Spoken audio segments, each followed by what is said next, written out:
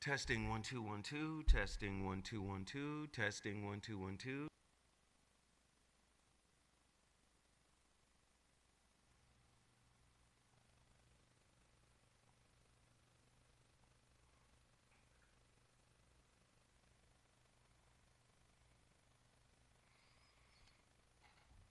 What up?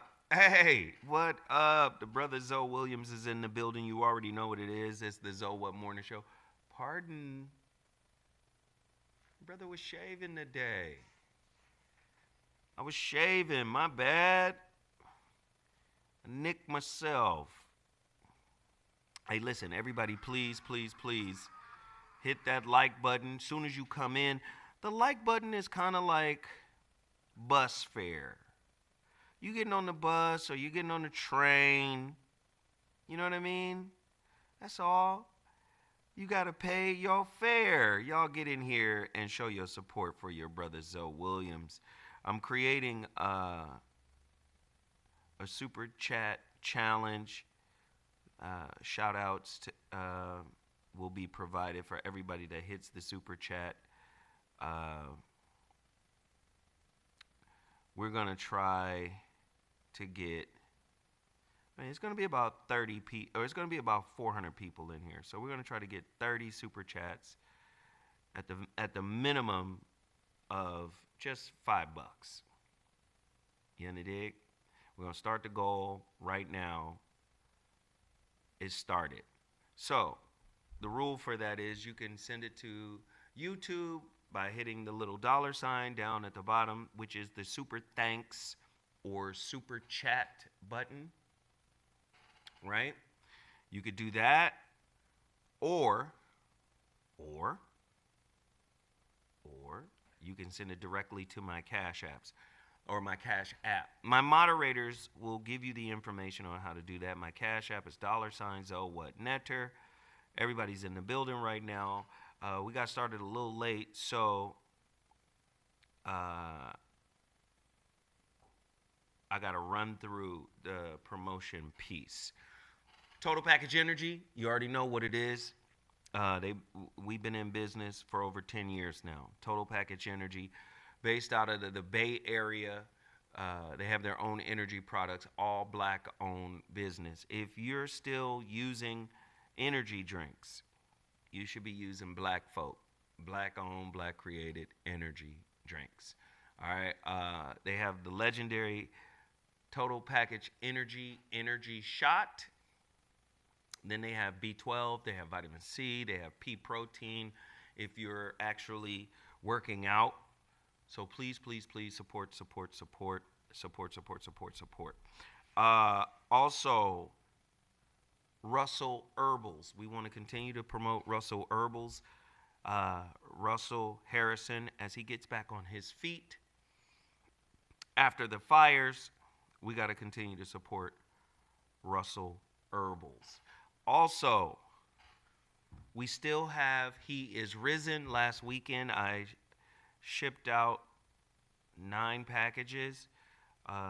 The He Is Risen part of the partnership between Russell Harrison and his nephew, that partnership has dissolved between he and his nephew. His nephew has taken over the He Is Risen pills. We still have them. If you want them, go order them now. I sent out 9 packages over the weekend for He Is Risen. If you don't know about He Is Risen, just know it's a herbal supplement that works better than anything. Works what? I don't want to say it's an ED pill, but it's a game changer. Everybody that has gotten it, everybody's like, yo, it's a game changer. Like, it's different. So trust me, if you want we're gonna rename it the Lazarus pill. If you want the Lazarus pill. All you got to do is go to my website, MrZoWhat.com. Also, speaking of that, we also have another herbal supplement who used to be with us for quite some time. And then, hard times hit them. But now they're back. This is a testosterone booster, black-owned business. Brother out of, if I'm not mistaken, North Carolina creates this product. It's called X-Wolf. We have a little commercial for him. So let's run his commercial, and then we'll be right back. People who think they need TRT, when I hear about guys in their 20s and 30s, look, I'm in my mid-40s, and I can tell you that you can get and maintain very healthy testosterone levels without TRT if you do the right things, the behaviors, the nutrition, all the other stuff, early on. There's sometimes people have hypogonadal syndromes and things like that. Now, for people that aren't getting prescribed TRT but want the increase in testosterone, there are these plant compounds like Tonga Ali. So testosterone has some very interesting effects on the brain. The major mental effect of testosterone is it makes effort feel good. Oh, that makes sense. The way this works in animals and in humans as well is that for most species, the males of that species never get a chance to mate. And they have to fight for the right to mate. Yes. Fight for your right to mate. Visit xlabsups.com to get your risk-free trial now. Link in the comments section. Labs Sups. That's the website, xlabsups.com. Again, continue to support, promote, buy. Support all the black-owned businesses that I put in front of you. And then my special guest tonight, he has a new book. Are y'all ready? Well, it's not tonight. It's this morning. I'm trying to find it. He just sent it to me. Here it is. He has a new book. We about to get in. This gonna be like a Mansions. So I want y'all to get ready for this. The truth they don't tell you, or the truth they don't want you to read, you've been lied to. Lied to by politicians, media, school, and even your own community leaders. The Real Black Agenda is the book that blows the lid off the narratives designed to keep Black America docile, distracted, and dependent.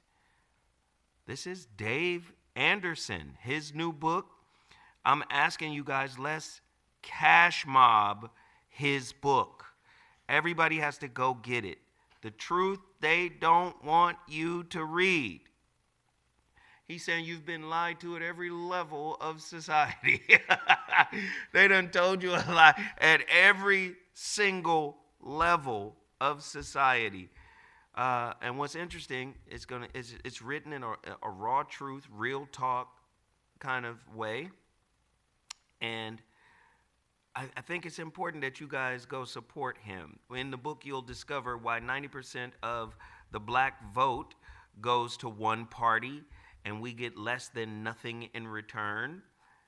How legal immigration, abortion, and public schools are quietly dismantling black futures. The real reason black culture is exported, exploited, and erased. This is what you're going to get out of the book. How to build wealth, legacy, and independence without waiting for reparations or approval. Ooh, he didn't say they didn't owe it. He just said don't wait on it and keep grinding until you get it. Oh, this going to be good. Also, how you can take actionable steps now to dominate your lane and shift the dynamic for generations to come. I see we've already put it in the chat. I love that. Thank you guys for putting his book link. I suspect and I would like everybody that's in the chat to purchase his book. All right, let's just do that off rip. Everybody in the chat should purchase his book. All right? Can we get that? I would love for you guys to do that right now. Support, support, support, support. Everybody hit the like button. Everybody hit the share button. And I want you guys to follow the good brother Dave Anderson, the business bully, on all of his social media. Dave! Yes, sir. Come on, man. Long time coming. Yes, sir. Happy to be here. So thank you so much for having me, man. And I Oh, appreciate man. everybody Easy. going to therealblackagenda.com to get the book, man. That means a lot. So they go to therealblackagenda.com to purchase the book. Absolutely. You can get it other places, but I mean, why would we give my money to Jeff Bezos? He got enough. Come on. Give me the... I don't want to split it 50-50. 70-30, not 60-40. I love it, Yeah. man. So it was Reza. Reza Islam Yeah. reached out to me and was like, yo, man, you got to get with the business bully. And I was like, of course. Of course. He was like, do you know this brother? And I was like, oh, we've talked a couple of times. Yeah. And we have a mutual friend in Trinice. Yes. That's Trinice my was girl like, right there. yeah, she was like, yo, you got to talk to him. I was like, oh, yeah, for sure. But it's good. I'm glad you're here. Yeah. We got a lot to discuss. And what I like to do is go through a few current events, and then we'll get into a topic, because your book seems to be rooted in a lot of what I like to talk about. So this is going to be really good. This is going to be fire. Yeah, buddy. All right. I want everybody to Yeah. support this, man. We got a cash mob. Hit the like button. Hit the share button. You already know the rules. Let's get right to it. What are your thoughts on the gambling in the NBA? Wow, so I got a lot of thoughts. My first one is this. I'm from the hood. I'm from Philadelphia. And the one thing I do know is when I was a kid, people would play 3-card monte on the corner and they was hustling you. You wasn't going to win. Right. But the thing that people don't pay attention to, it's not the cards, it's the misdirection. It's look at what's happening over here, so you're not paying attention to the switcheroo over here. Notice that none of these people that they're talking about who participated in these games, hosted these games, were the organizers or main beneficiary of these games, but they know that they're mob ties. Name the mobsters involved, Zoe. Don't worry, you can't. They have been conveniently and conspicuously left off of any of the news media outlets, and I find that so funny. Then people will say, I saw people on CNN and Fox News and MSNBC saying, well, yeah, nobody cares about those people because they don't know them. And I'm like, yeah, I would buy that, except for I live in America, and right now on Netflix, the #2 show on Netflix is about the Philadelphia mob scene. Like, come on, man. We got to stop playing these games.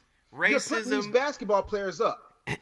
Right, racism in full effect, and people don't realize that what we're only seeing black men on the perp walk. Yep. And to say, don't nobody really care about those other people because they're not celebrities or we don't know who they are, is the worst and the most stupid fucking explanation I've ever heard as to why you don't want to put these Italian mobsters on the perp walk. If we got Chauncey Billups on the perp walk, why can't we have any of the Genovese, Gambino? Where are they? Yeah. Where are even the lower level folk? Because mobs got levels, right? Yeah, you where got even their capos, lower you got level folk? lieutenants. Talk to me. Yeah, you got capos, you got lieutenants, you've got enforcers, you got corner boys. Like, we could play this game all day, Zoe, because we know what it is. But the truth of the matter is, as long as you're playing these continuous hits with a big, scary, rich black man that needs to be taken down a peg, then you don't pay attention to what it is. Let's not act like because Las Vegas is now Disneyland, that it wasn't built with mob money, that Atlantic City wasn't built with mob money. Vegas. That South Philly wasn't built with mob money. Like, Right. Let's stop playing this game like we don't know what it is. And as long as you got money to grease the palms, you're going to continue to do this. It's uncut gems in real life. Wow. And you're seeing the newscasters in real time saying the mob has never gone anywhere and the mob is not going to go anywhere. While No. at the same time, the president comes out and says, we got to get rid of this. Talking about crime. Mm-hmm. Well, I Absolutely. thought the mob was a crime business. I just thought that was organized crime, right? Talk to me. That's the part. That's the part, Zoe. See, the thing of it is, there's a difference. See, when they do it in order, and I get so upset with us as a people when it comes to this game because the blueprint's already been laid, right? When it comes to crime, we miss out on the organization part. And that's why we get caught up in these things. I'll give you an example. Killer Mike had a show called Trigger Warning on Netflix. And he goes and he has the conversations with the OGs he needs to have the conversation with. And they decide to do Blood Pop and Cripicola. And I'm like, but you literally just said the Hells Angels got merchandise deals at Kohl's. Why are we making soda and not even in a commercial kitchen? See, we got the crime part. We don't have the organized part. We've got the brand, but we don't have the ownership. And that's what I break down in the Real Black Agenda. I don't mind crime because organized crime from a historical standpoint was created because these people were marginalized. Italians ain't been white, but for 50, 60 years. The same thing with the Irish. They just got whiteness. You know, if you weren't a white Anglo-Saxon Protestant, you were a problem. So my thing is, all we need to do is focus on the organization and stop being so heavily laid into the propaganda. But we have been desensitized to believe whatever comes on the idiot box, whatever comes on our YouTube feed, and whatever comes on our Instagram channel on our phones. He cooking. He cooking with the rarest grease right now. I love it. I love it. And watch this. While we're on the perp walk, what do black people do when we get in trouble? Oh, we automatically fall in line and start skewering them. You know what though? I ain't gonna Do we hold snitch? you. This is Do how we start snitching? not only do we start snitching, we start cheering it on. We start throwing gasoline on the fire. But if we go by the preposition that Jesus Christ was black, I expect this behavior from black folks. Because Jesus came into Jerusalem on the back of an ass, and they said Hosanna was throwing palm leaves at him, and by Friday after, crucify him.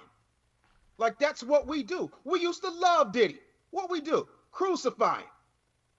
I'm trying to understand, at what point do we not realize that all they're doing is when we get to a certain level, then they lever whatever the hammer is on us. And you know, when white folks get the flu, we get full-blown AIDS. And so, 100%. yeah, it's working exactly how they designed it, Zoe. 100%, 100%. Look, put up the picture of Chauncey Billups real quick. This is a perfect example of what Dave Anderson is talking about right now. I mean, and it's crazy to me to see it, but, oh, you don't have it? Give me 30 seconds. You need 30 seconds. No, but what he's saying is so crucial. In this picture, right, somebody by the name of Maximus A. Smith put it up, and it says, you can't make this up, right? And it shows Chauncey Billups wearing a Dookie Brown Clutch Sports hoodie to his federal court appearance, right? Bruh. And they're saying, this is a bat signal for LeBron and Clutch Sports. Chauncey Billups is telling them, y'all better come get me out of here or else I'm snitching. A whole message across his chest to another black organization. So when you say they start snitching, they start telling, they start doing everything, because we're not really men in this society, are we? No, we're wussified. They want us buck broken and sassy. That's why they start advocating for purses and pocketbooks. They start advocating for femininity. Hell, I'm gonna go this far. I don't know about you, Zoe, but you know, whenever you have a certain distinction, you know what I'm saying? Like, you have particularly light eyes, I have a certain grade of hair. All of a sudden, your grooming routine becomes your sexual preference. What the hell is metrosexual? What about me looks like Ryan Seacrest, homeboy? But they want you soft. They don't want you masculine. Look at your entertainment. The only people they want masculine are killers, thieves, drug dealers, YNs. They don't want a masculine man saying, hey, I'm not putting up with this. Like, nah, homie, I'm a husband, I'm a father, I head my household. Believe that. And they can't stand that because, my God forbid you actually show up for manhood, because once you get rid of the men, then you can easily overtake the entire community.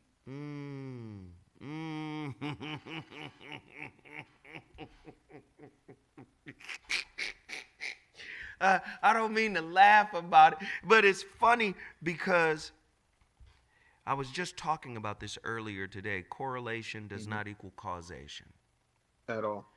We cannot turn a stereotype into a truth. And That part. oftentimes we'll turn a stereotype into a truth and we'll proselytize it as if it's a fact. The fact of the matter is, the black man in American culture today is more under siege than he has been, and I would say in a very long time.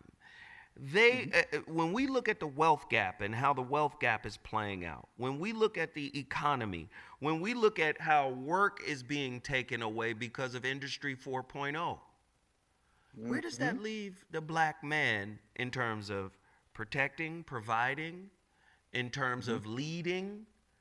If all of the infrastructure that undergirds his maleness, right, is being taken away,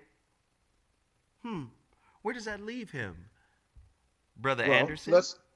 Let's talk about it, Brother Williams. Let's talk about it from a real place. This has been going on since your mama, respectfully, was pregnant with you. Ooh. Now, like the $6 million man used to say, we can rebuild him. We have the technology. Now they can do it so fast it's not even funny. And we don't even realize that normal is messed up. We are in the upside down, bro. There are no stranger things than what's happening to Black America right now, specifically Black masculine male America right now. So we've gotten rid of, and when we have not gotten rid of it, we have shamed people who do it. You see these women out here right now. Find a podcast where a woman says, you know what I'd like? I'd like a letter carrier. I want to find me a welder. I want to find a guy who paints bridges for a living. I want to see a physical engineer out here working on train engines. That's the type of man that just makes my boobies tickle. Nah.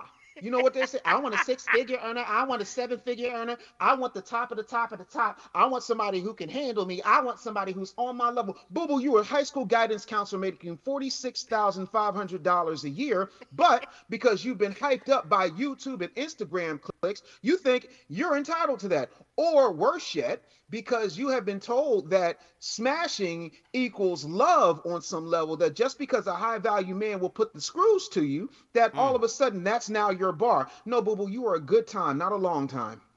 And that's where we are. Now, when it comes to the way that they continue to vilify us and keep us away from opportunities, less than 2% of all of the SBA loans go to Black-owned businesses. And while Black women have the majority of Black-owned businesses, the majority of those businesses are sole proprietorships, meaning 9 times out of 10, they do not have any employees. Correct. And so you're doing this for accolades. It's like this new trend. I don't know if you've seen it. It's called Build a Thought Doc. I don't know if you've seen it. So basically what happens is, I call it Build a Thought Doc. And what that means Build is, a thought dot. Yes, sir. Go ahead. So let me give me a little latitude on this one. This one's going to start your comment section getting really pissed off, so I apologize in advance.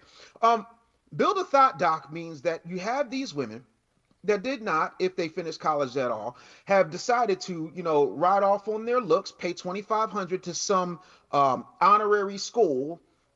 They didn't do a dissertation. They don't have a master's degree. And they get themselves a cap and gown and they take pictures and they start calling themselves Dr. Thoughtful, or Dr. Twinkles or whatever the hell it is. And they don't know a doctorate from a document. But now they're doctor something, so now they can go ahead and ride off into the sunset and still think that they're better than their men. And again, when you have a society that's out of whack, like Ian Levine said, out of order, you're going to continue to have these things. But I come from the era where you had to get a bachelor's, then a master's, then you got a doctorate, not just, coughing up a couple of stacks and just standing there in some pictures because Tyrese got a doctorate that same day. No diss to the good brother Tyrese. He's actually earned the Right. right to have an honorary doctorate. He's contributed to something, Right. but yeah, that's what it is. So you got these thoughts who decided to upgrade themselves from flyer chicks and video evictions. Now they're inspirtaining life coaches. Yeah, build a thought doc. Let me tell you, man. Hmm. I've been in this space for a long time, Yes, sir. and a lot of people they give me a lot of credit for a lot of relationship folk out there talking. Truly. But one thing about me, I'm going to blend the clinical with the philosophical, right? With the Yes, sir. metaphysical, Mm-hmm. with the theological. I'm going to blend all of this together, and I'm going to cite my sources, Mm-hmm. right? I'm going to bring on clinicians. Yes, sir. I'm going to know their stuff better than they know their stuff, so I can push Mm-hmm. them and challenge them to even go beyond their teaching. Certain. What has happened in the what has happened in the social media space is the anecdotal mind is more valuable than the clinical or the psychological or the philosophical mind, because Mm-hmm. those minds require self-reflection. Yes, sir.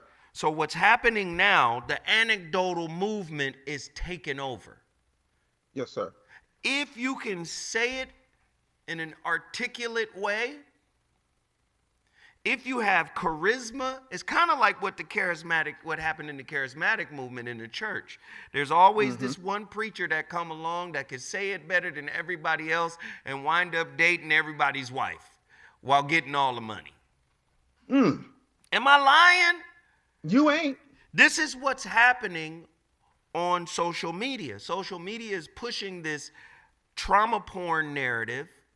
Yep. And you don't really have to know nothing in order to say, oh, I'm a relationship expert.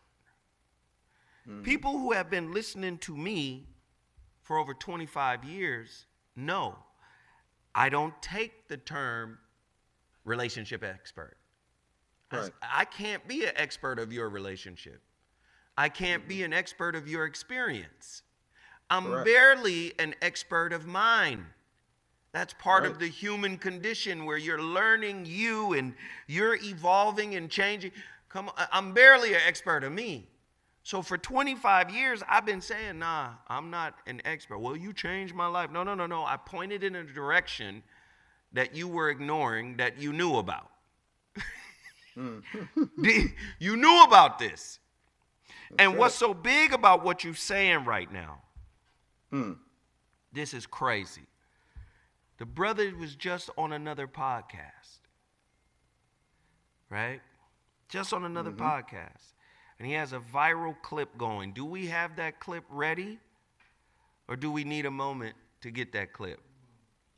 In the name of Sweet Baby Ray's barbecue sauce, we need a moment to get your clip ready.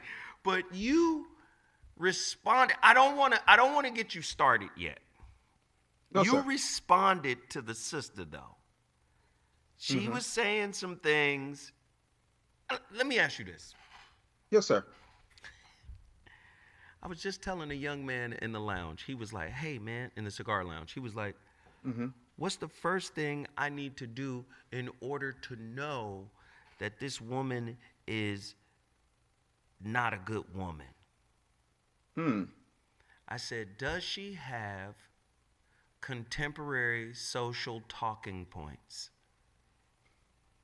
If she sounds like the toxicity of this society, run."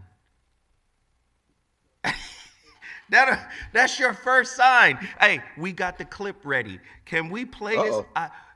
Listen to what this man did. I want y'all to listen, and y'all tell me what y'all think. Let's go. Now, you spoke also about Roland Martin. I did. And I got a quote. You called Roland Martin, you said he is cosplaying in kente cloth. Cosplaying in kente cloth, but they all do. Nancy Pelosi cosplayed in kente Now, cloth. for Mr. Martin, as somebody who, you keep it real, what would you like to see Mr. Martin do more of for the black community? So he sat up there and he kept talking about, well, the Congressional Black Caucus, go to my iPad. And then what have we gotten? We gotten a YouTube channel because he can't keep a job in mainstream broadcasting, and then he bitches and moans all the time about how he's not getting enough money, but he got $300,000 from Kamala Harris's campaign and still couldn't help her deliver black community. What has he done significantly other than complain and bitch? And then when he says something about people who disagree with him, he calls them dumbasses. Right. And then when people who are masculine come and confront him, he hides behind black women and runs and calls for security. He won't have a conversation to anybody with any type of level of intelligence worth respecting, and yet and still, he's dancing for Hillary Clinton, he danced for Obama, he's dancing for Kamala, he's dancing for whoever he wants, and that's just the thing. He's an entertainer. He's not a politician, and he hasn't been a journalist for 15 years. What did Malcolm X say? Do not listen to entertainers, comedians, and trumpet players. What are we doing? Listening to entertainers, comedians, and trumpet players. D.L. Hughley got a GED, and this is who you listen to? Yeah. Ooh, I like that one. Well, I'm just trying to understand how I lied. I don't. I don't. Yeah, that's what I said. Yep, 100%. I stand by it.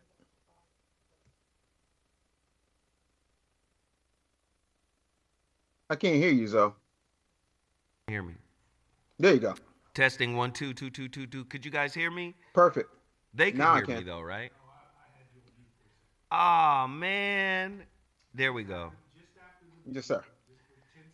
That's all right. That's okay. That's okay. No, I was just simply saying, what was the young lady's point that she was trying to make? Was she saying because women are degreed in America, black women, with massive amounts of debt, who still believe in two opposing ideas? One, I'm free, I can do what I want to do. It's the new me. I'm educated, I'm employed, but I want to protect her and a provider. Do you see the incongruence? I want a traditional man when it comes to money, bills, and sex. And maybe not just, well, that's a whole nother argument, right? Truly. But you were pointing out something that I thought was very, very interesting. Where was the impasse between you and her? And what were you trying to get her to understand? And did she or was she receptive of the information? In that moment, a lot of times people spend their time foolishly trying to get me to R. Kelly, meaning come around and sing it their way. And I won't, because facts are on my side. So Here's where I was. My mom always quoted Proverbs 4:7, which says, in all thy getting, get an understanding. Get understanding. And for me, if you don't understand that those things can be stripped from you, then you have nothing else. It's like when Iron Man told Spider-Man, yeah, if you are nothing without the suit, then you're not worthy to have it. If you're nothing without your degree, then you don't need to have it. If you're nothing without your job, you don't need to have it. I told her that I have one degree in a drawer somewhere over here, and the rest of them were with my mom in Arizona. I don't see them because they don't matter, because I don't need my degree to tell you that I'm a man.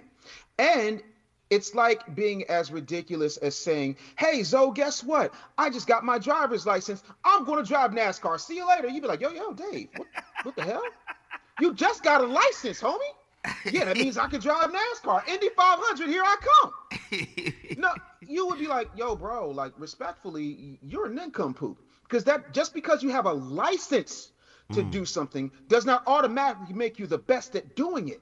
So just because you have a degree does not always equal that you have intelligence, and moreover, it does not mean that you have common sense. And my point to her, you know, she's a lovely young woman, and she's very, very smart, super capable, and proud of everything that she's built. So this is no disrespect. But what I said to her and the women in the audience was, because they were clapping it up and snapping, and this little, what is this? What is this? Is this the universal sign for stupid? No, that's my daughter does that. It's her generation. They're clocking the T, or they're clocking the truth. Like, if somebody tells the truth, they be like, clock it. That's what they do. I see my daughter do it all the time. Tell the time. How can you clock something when you can't tell the time? And what I said to her, quite frankly, was, if you're so smart, if you're so educated, if you're so degreed, how come you let Pookie nut up in you and get you pregnant? It's the only point I need to make. Because if you were that smart, if you were that tuned in, if you understood exactly what it was, you would never be caught unawares like that. And I know y'all hate this, but abortion ain't birth control. It's a conspiracy. Right. So for me, like, you got all this knowledge, all of these book smarts, but you have zero discernment, because everything is on you, but there's nothing in you. Ooh. Hold on. Let me jump in. Hold on. Let's tag team. Bah! He done tagged me. Whoa. See, tag. What I like to tell folk, it's real simple. Education is indoctrination. You have a degree because you have a degree of truth. You don't have the full spectrum of truth. You have but a modicum. Do you see? You got a little bit. It's a modicum of truth. You have a degree of wisdom. You see? And then when you get out into the world, you start to realize that what your major was is really minor when you're finally getting paid for your education. Do you see? So many people are in a field, right, that ain't even what they specialized in. You see? So, but my uncle, who's 78 years old, he says it real simple. He graduated from UCLA. He says, hey, man, the degree, the paper, is a passport into conversations you couldn't get in without it. That's all that is.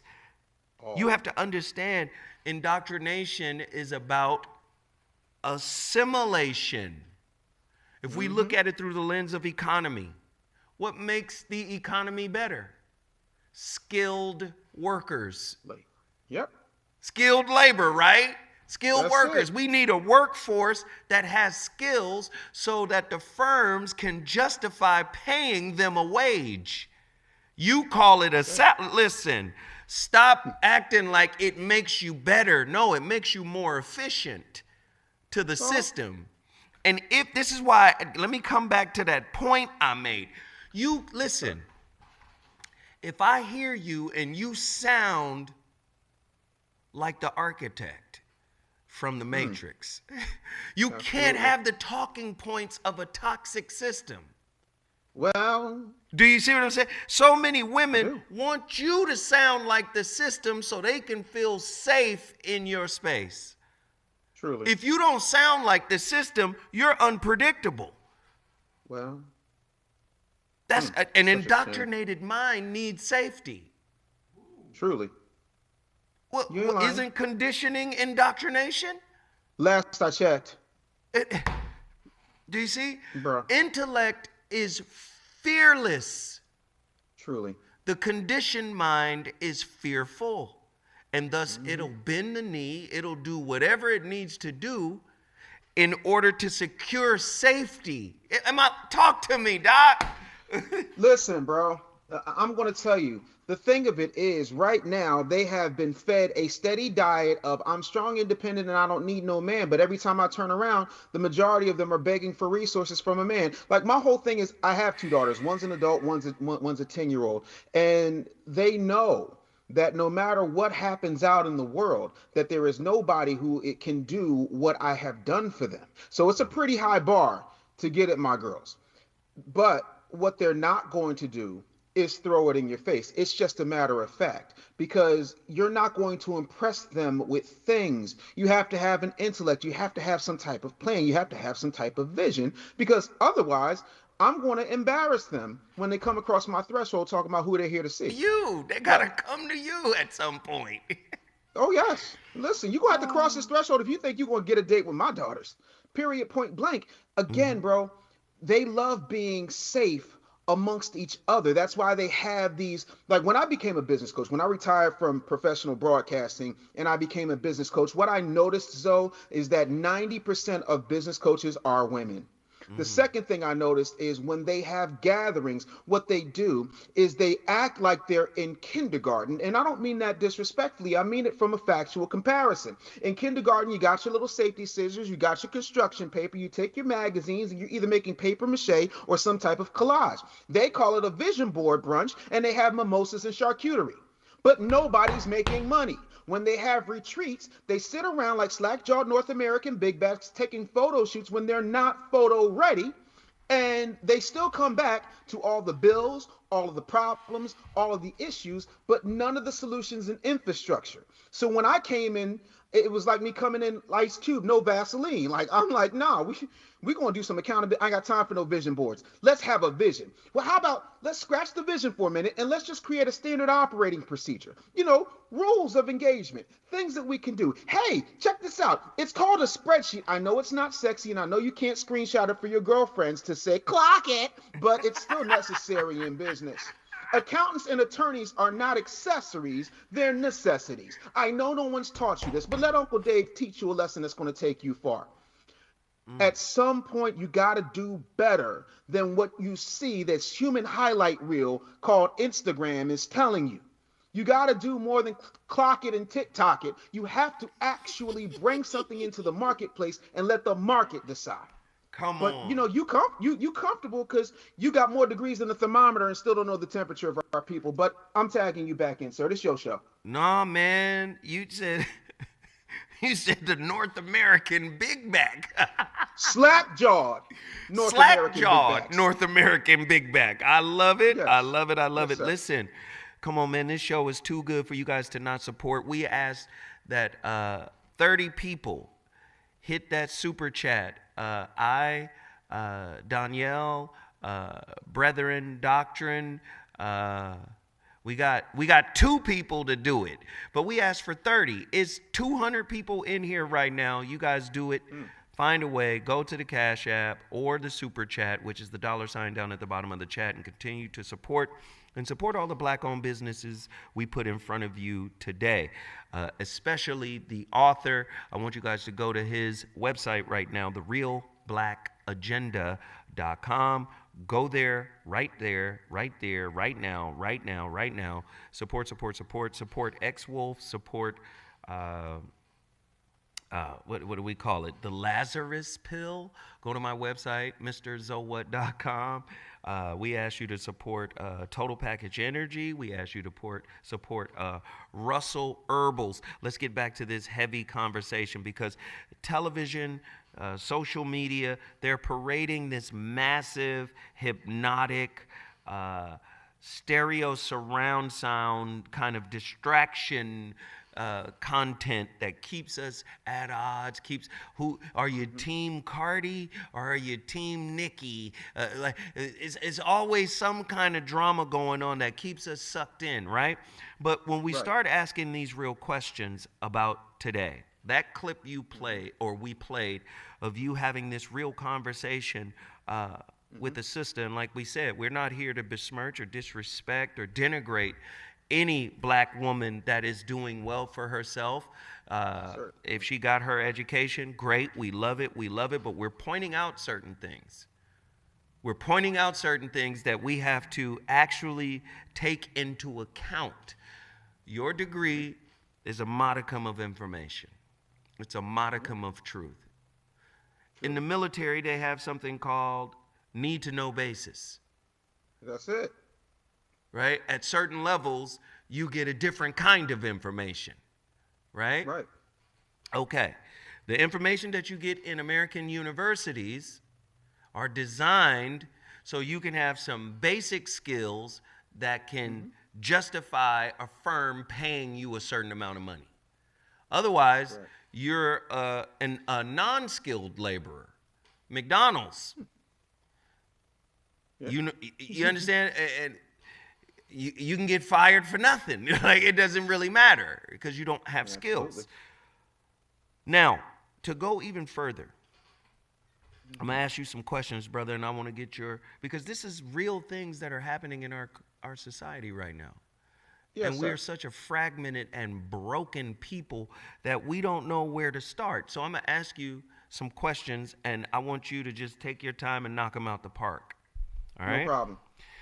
If Michelle Alexander's thesis, you know who Michelle Alexander is. I do, of course. Of course you do, right? If Michelle Alexander's thesis is correct, that mass incarceration functions as a new racial caste system in America, how might the current administration's criminal justice and surveillance policies re-engineer rather than dismantle that system? And what does this imply for the neurobiological stress architecture of black communities and their epigenetic trajectories? Wow. That was a mouthful. Who gave you T.I.'s thesaurus, though? Huh? Who gave you T.I.'s thesaurus? Well, who gave me what? Consequently, we are T.I.'s thesaurus. What is that? You ain't never had a conversation with Tip? Tip will be like, listen, Dave, the bottom line T.I.'s is thesaurus. Okay. Now I can hear you because you were breaking up a bit, but now I got you. T.I.'s thesaurus is crazy. Yeah. No, but this is a big question. Yeah, no, it's a huge question. And let's keep it honest. Am I breaking up or am I good now? Can you hear me? No, okay? you're good now. No, you're breaking up. Okay. So the first thing up? I need you to I'm still breaking up? Oh, jeebus. I got gig speed internet. This is around the time the government. Yeah, because he's cooking right now, and I want to get him. I want to get him right. Lagging. Ooh. Let me see if I can close some windows. Maybe that'll do it. Now, how about that? We're just gonna close some windows. Let's get the window closing. There you see go. If we can save some of this RAM. We gonna get y'all gonna get this work. Don't even worry. Let's get this work. That's what I want to hear. Come on. The work is coming. So let me see. Hopefully that's a little bit better. The first thing that I will say, it is a little better. Okay, wonderful. The first thing that I will say is this caste system has been going on since Bill Clinton and Joe Biden put together that 94 crime bill.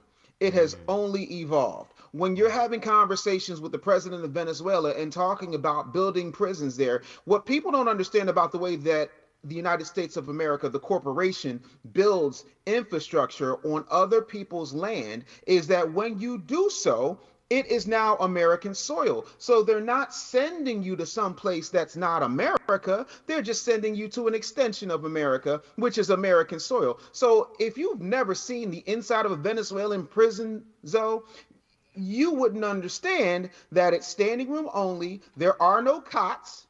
You ain't getting no commissary. You're not going to have cute little headphones and tablets. And to quote my former mentor, Teddy Pendergrass, God rest his soul, ain't going to be no conjugal visits. Yeah. No, none of that. So if we can continue to weaponize this situation and we can continue to move this situation forward, my bigger question is less about the current administration and more about what's been happening over the past 60 years for the people who are supposed to be for the people that look like you and I. Where have they been? Because my whole thing is you understood recidivism when you signed it in place. You understood when the DNC came to the Congressional Black Caucus and said, go to all the mayors, go to all the bishops, pastors, reverends, and deacons and tell them that crime is so bad, we need these 3 strikes. We got to get the crack out here. And the guy who stood on the Senate floor with the piece of crack the size of a quarter and says, if you have a piece bigger than this, you're automatically doing 25 to life. It's ironic that his son had a room full of crack, but nothing happened to him. It's amazing how these things have still perpetuated themselves over the past 30 years. And then by extension of the Congressional Black Caucus, the past 50 years, we keep having unanswered questions. Now you're out in LA, Zoe. It's funny how criminal activity has gone down, homelessness has gone up, and then on top of that, the job market is horrible outside. But they got plenty of jobs inside the prison because it's cheap labor. The only thing cheaper than prison labor is Chinese labor because most of it's child labor. So the system's working exactly how it needs to. And I don't care if it is Donald Trump or Donald Duck in the White House. None of them promised to do a damn thing for us. But the Congressional Black Caucus, wait for it, Zoe, also promised not to do anything for us, because if you look at their mission statement versus the mission statement of the Congressional Asian Caucus or the Congressional Hispanic Caucus, the Asian and Hispanic caucuses say, our mission is to secure the American dream for Hispanic people and Asian people respectively. The Congressional Black Caucus says, well, we want to make sure that we're helping people of color, minorities, marginalized people, Lilliputians, the Smurfs, and the Care Bears. Nothing about black. That's why I put my black ass face on this book. That's why I called it black. I didn't call it the BIPOC agenda. I didn't call it the real people of color agenda. I didn't call it the Kumbaya Black and Brown Commission, let's love the illegals agenda. I called it the real black agenda because all I see is black people being criminalized and marginalized and monetized without participating in any type of profit sharing. So yeah, I see the grift going. He said criminalized, marginalized, and then monetized without participating in the revenue share. Come on, y'all. Listen, get to your super chat. Y'all support this channel. Go support this brother's book, therealblackagenda.com. Go get it, go get it, go get it, go get it, go get it, go get it now. And don't forget, go to my Cash App, $ZoWhat Netter, support. A big thing that I have to do really quickly before I ask this brother the next question, because we're cooking right now. My engineer, Sarah, is in the hospital. I've been asking people to support Sarah for a long time because I know she needs the support. And I know we struggle, right? Money is tight. The economy has changed. We're in inflation, recession, all type of stuff. I get it. It's tight. But I ask people, don't try to do something big. Do it small. If 100 people gave her $5, that would mean something, right? I think sometimes one person wants to give $100. No, if we ain't got it, don't do that. But if you can spare a $5 piece, do that for Sarah. She is in the hospital right now. I'm just going to say it. Pulmonary embolism. She just texted me this morning and said the doctor told her she has to be on blood thinners for the next 6 months. I think we almost lost her. If it wasn't for the homie Marcus King, who kind of caught what was going on with her, and then they started monitoring her over the last couple of weeks. But shit, yesterday or day before yesterday, she had to get rushed to the hospital because, you know, I think she had a couple of strokes even. So it's been tough for Sarah. And what I don't like is how we'll celebrate Sarah. Oh, she funny. Y'all together, this, that, and the third. You know, she this, she that. But when I ask you guys to support her, and let me just say it, a lot of her stress, y'all might say, oh, it's because she eat bad, or we don't know how. I don't know how she eats. But what I do know is she's stressed. She's in Hollywood trying to survive. She's trying to get put on. She's nonstop working on her craft. She's doing comedy. She's doing all types of stuff.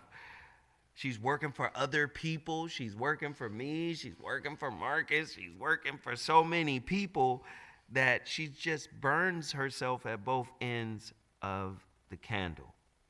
So I think it's catching up to her, and we just trying to sit her down, you know, me and Marcus and other folk. I just wanted to take a moment to acknowledge Sarah. Her Cash App is on the screen, $Sundays with Sarah. And we asking, like, if it's 212 people in here, if 212 people gave $2, she would, you know what I'm saying? Like, that would be good for her, because I don't know, you know, what her situation looks like when they put her out of the hospital. So that's a big deal. Let me get back to my brother, because my brother is on complete fire, and I'm loving what he's laying down. And definitely everybody should pray for Sarah, because Sarah's a good person, man. She's good people. She works hard, probably too hard. So let's get back to it. Dave, you ready? Yes, sir. Dave, you in here cooking, dog. I'm just trying to do right by you, sir. I don't want to waste your time. Come on, man. I got stuff for you now. I'm here. Give it to me. All right. In light of Amos Wilson's argument that black psychological disenfranchisement is not merely internalized oppression, but the byproduct of a structural system of white on black violence and false consciousness, how might current political rhetoric around law and order or public safety actually physically prime black identity towards self-destructive patterns, and what empirical interventions might break that cycle? Wow, that is heavy.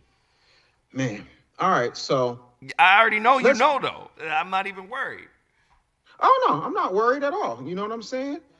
Listen, my main thing when it comes to black patterns and black pattern cycles, look, I'm going to tell you like this. Internalized oppression is a psychological opt that has been going on since slavery. It has only gotten worse. It has gotten more sophisticated, and we have continued to internalize this to the pleasure and financial gain of palm-colored people with tiny hats. I'm sorry I said what I said. As a result of that, when you do not control your narrative, when you do not control your media, when you do not control your means of production, when you do not control your food supply, when you do not control your education, when you do not control your ability to police yourselves and police others in your so-called community, when you are not the number one merchant in your own community, you have found yourself in a subservient position akin to being like the kid, and I'm not trying to be funny when I say this, but the kid that rides the short bus and wears the helmet. That's where we are in society, Zo. I apologize if that's offensive to people, but trust me, I'm not being offensive. I have a 10-year-old with mild autism. What I am saying is we know what it is. You need special attention. You need to be coddled. You need to be on the teeth. And this is my issue with this internalized oppression. We believe that we can't fix ourselves. We believe that we got to wait for daddy government. Now, I need people to understand, reparations isn't about a handout. It's not about a check. It's about a check that's owed to us from what was promised to us. Dr. Claude Anderson has been advocating for this since before Powernomics, when he got out of the Carter administration.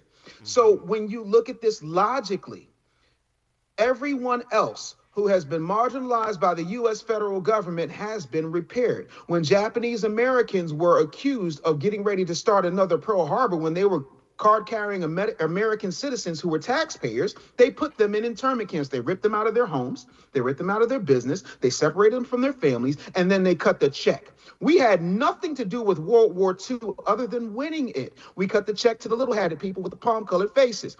We have cut the checks to the natives and given them landmass grants. We have given them casino rights. We have given them all types of farming subsidies. And what's funny is, aside from the Chinese people who were here and built the railroads, we have built more of this country per capita than even white people have. And as a result, we still have not been paid for our labor. We have not been paid for our trauma. And even if you completely wipe off the slavery argument, this is the part that's really going to piss off your audience. Wells Fargo still exists. What? Wells Fargo still exists. Yeah. They profited heavily from the slave trade. But again, let's take slavery off the table. So I want to be fair and factual, because the critics will say, well, nobody alive is a slave owner and nobody alive was a slave. So why should we have to pay? Fine. Then you have to explain why Wells Fargo has done things like commercial and residential redlining, where if a black person owns a commercial property or any type of real estate, even a residential piece of property, and it is discovered during appraisal that they are black, they are literally anywhere from 45 to 75% beneath market value. That in and of itself is a system of racism. And by the way, when black people say black people can't be racist, what they mean is that they cannot provide any type of system. If I could marginalize somebody to a point where they can't get any jobs, they can't get any skills, they can't do anything in their communities, I want to see the black person that powerful, because I ain't seen it yet. Right. But I have seen other people marginalize us. So the thing of it is, if everywhere you walk, all you see is thug, gangster, some type of troglodyte, and you don't see doctor, lawyer, engineer, master plumber, welder, author, So what are you going to be? You are going to be what you see. That's why we always say, do as I say, not as I do, because kids will always be what they see. And when you're put in a childlike position, you get into the fetal position, bend over and hope for the best. That's where we are. So he cooking. Let's go even further. So if we know what the problem is, we know we've been conditioned. If we go back to that clip of you and the young lady, it's a conditioned mind talking to a free mind. Someone who can see outside, right, of the indoctrination. Right? Intellect is an extension of freedom. Yes, sir. Right? Conditioning is the psychological framework for imprisonment. We will say, hey, that man who was in prison for 25 years, he's institutionalized. But we won't say the career student is institutionalized. Do you see? Yes, sir. We won't say that. So No. if we understand that a lot of this stuff, you know, from this society, from this culture is the problem. It is the origin of our problems in many ways. Yes, sir. I'm not taking our responsibility away by saying we don't perpetuate some of it, Certainly not. right? But I am going to say, at what point, and this is a question for you, it's not rhetorical. At what point do we snap out of the days when we break the spell and stop hating on each other, stop condemning each other? That goes back to the picture we just showed you of Chauncey Billups. You in trouble, you come out with LeBron and his team on your hoodie. Not to say that they didn't do anything, but you know you sending a message. Right. Do you understand what I'm saying? When do we If I'm stop going, you hating going on with each me. other? Talk to me. Well, okay, a couple of things. The problem with the black community, honestly, in my professional and personal assessment, is a lack of accountability. Period, point blank. See, here's the truth of the matter, and you can correct me if I'm wrong, Zoe, and I'll eat that, but I don't think you will. If you have a problem and you're blaming somebody else for the problem, even if it's their fault, how do you ever fix it when they have to be the one to fix it? When you take the onus off of you, how can you ever solve the problem? Because you've been waiting for these people to solve the problem. You waited for Bill Clinton to solve the problem. That didn't happen. You waited for Al Gore to solve the problem. That didn't happen. You thought George W. Bush wasn't going to solve the problem because Kanye said he don't care about black people. That didn't happen. But wait, we got Barack. Holy Barack. The Father, Son, the Holy Spirit, and Barack Obama. And yet and still, nothing for black people. Plenty for gays, plenty for illegals, nothing for black people. If we're conditioned by the systems, though, and I know there'll be people say, well, what we need to do is go out here and rebel. Homeboy, you can't do a push-up. You don't have predator drones. The first step is not rebellion, Zoe. The first step is reprogramming. You cannot fight a system you still think you need approval from. Let me scratch that. You can't fight a system you're addicted to the approval from. The solution, because I know there's somebody in the chat with their thumbs going off right now. Well, Dave, this is all good, and I just bought your book at therealblackagenda.com, but what's the solution? How do we get the solution? I need the solution, Dave. Okay, fine. The solution is ownership of mind, of media, and of money. Yes.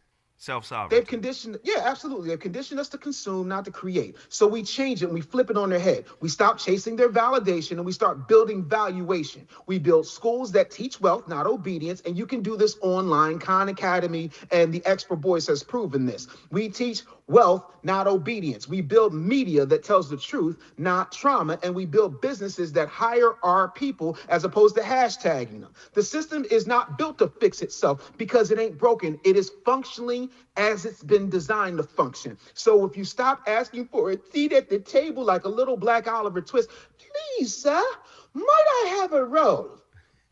And you actually go out here with your own blueprint. That's how you deprogram a people, by showing them what freedom looks like in real time. And I know people are like, well, how can he talk this greasy? I don't have a boss other than Christ himself and my wife and 2 daughters. Other than that, I ain't got no bosses, homie.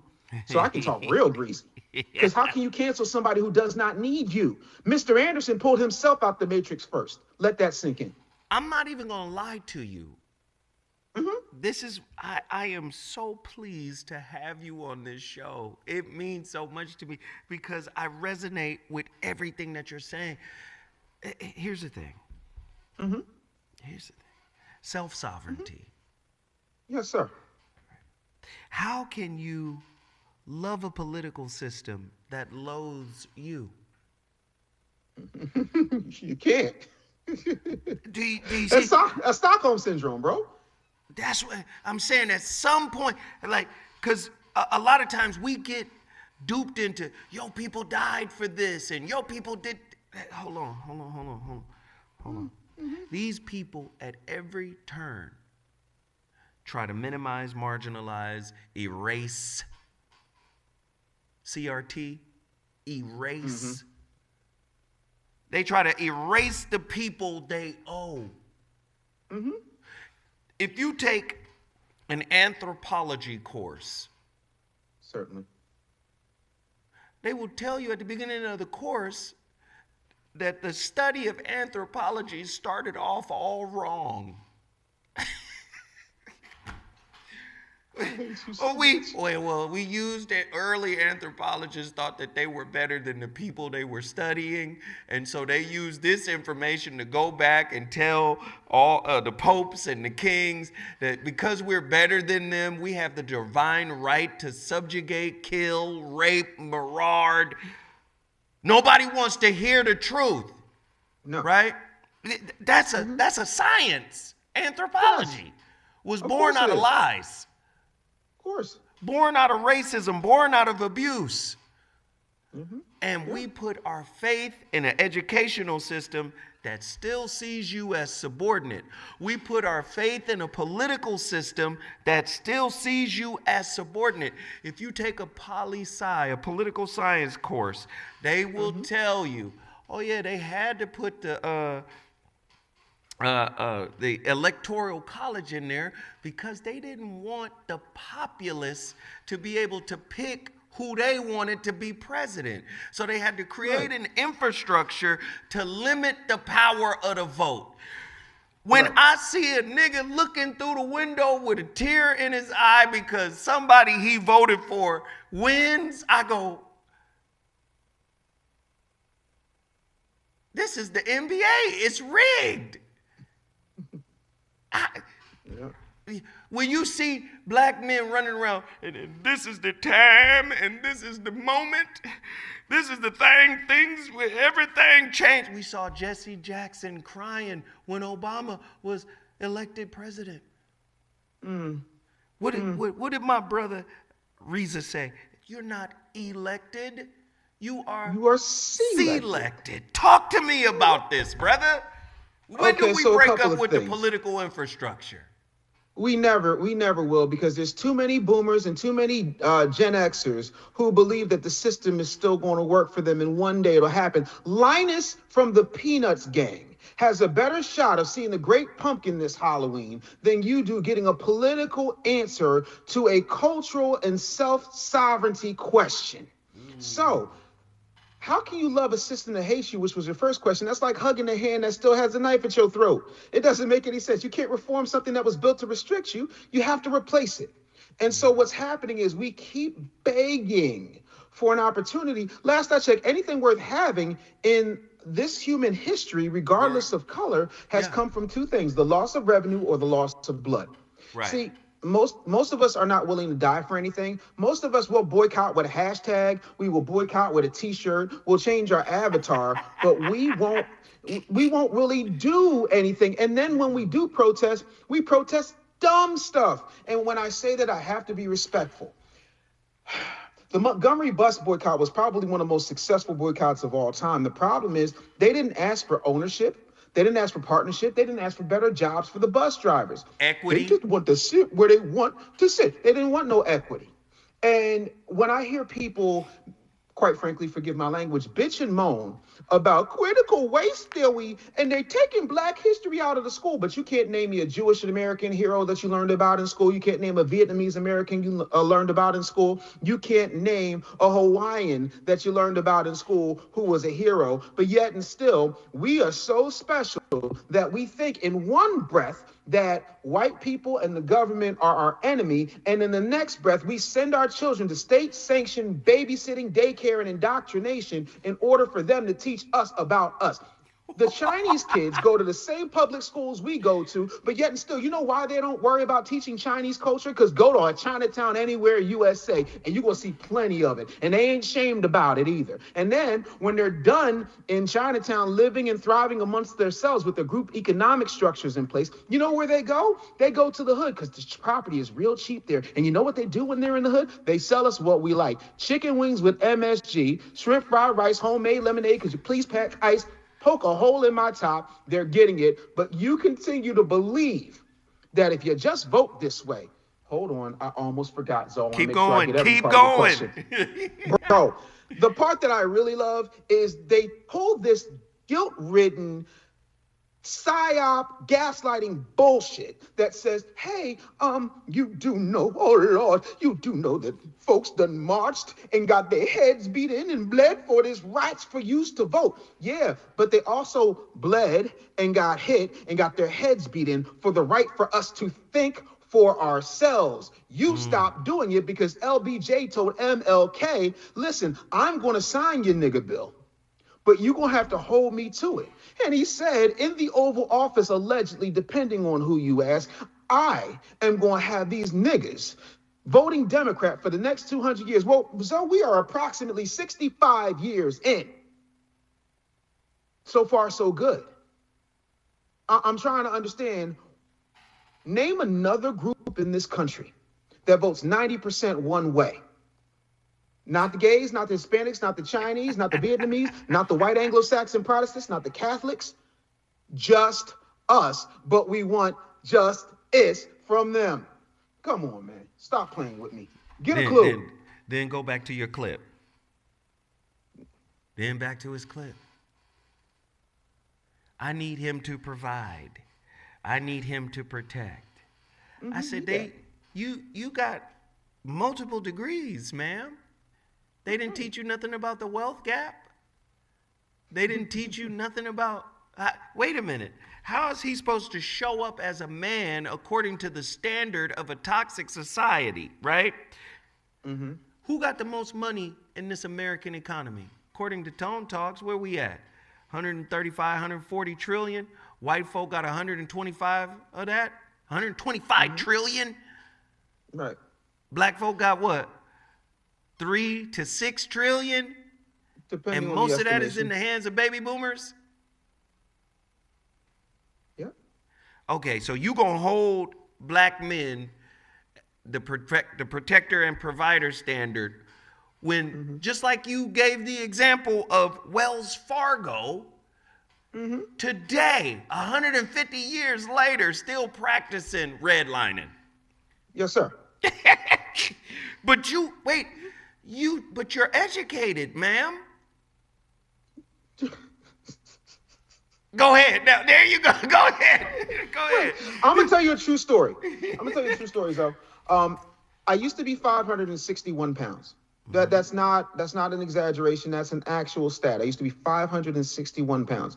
Do you know my most amazing feat at 561 pounds, though? You're never going to guess. What was it?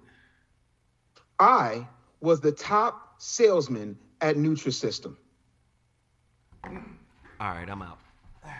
I told you wasn't gonna guess. I told not yeah, okay. So now we done switched. Zoe's gonna take a break because he got to get himself together. What But But anybody, Nutrisystem. yes, sir. Listen, I was selling them diet plans left and right, bro. Listen, I was giving out Craving Crusher shakes like they were going out of style, homeboy. What is you talking about? Marie Osmond shook my hand and said, I can't believe I get to meet you. What is you talking about? My big hefty ass was out here selling shakes because I had the information. I wasn't practicing any of it.